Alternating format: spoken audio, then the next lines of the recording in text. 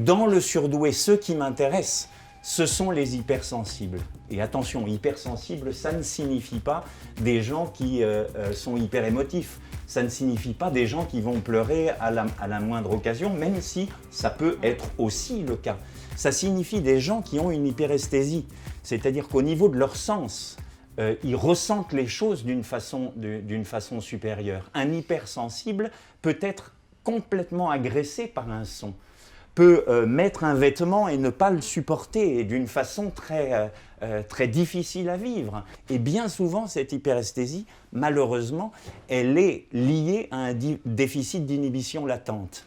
Lorsque je rentre dans cette pièce, j'entends le bruit des voitures, j'entends le sèche-mains d'à côté, j'entends un certain nombre de bruits que mon cerveau va analyser et il va mettre de côté, il va inhiber ces bruits-là. Ce qui va me permettre tranquillement de vous parler et d'avoir l'horloge qui va faire son tic-tac et ça ne me dérange pas. Je l'ai entendu en arrivant dans la pièce, mais après, mon cerveau me l'a mis de côté.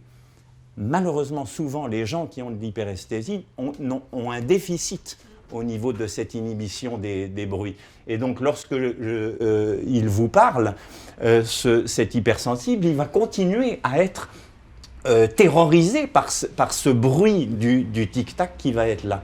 Ce qui implique que bien souvent, comme le dit Jeanne Chauffachin, et j'aime beaucoup son approche, ces gens-là sont obligés de muscler leur attention, de développer leurs facultés spirituelles, et ils le développent par un certain nombre de choses qui va leur permettre justement de récupérer de l'inhibition latente, de récupérer de l'attention, de pouvoir se concentrer. Alors, par la méditation, pourquoi pas. Il y a beaucoup de techniques de méditation qui sont des techniques laïques, c'est-à-dire qui n'ont absolument aucun rapport avec quelque religiosité que ce soit, etc., qui sont simplement le fait de développer son esprit pour être un peu moins agressé par leur sens.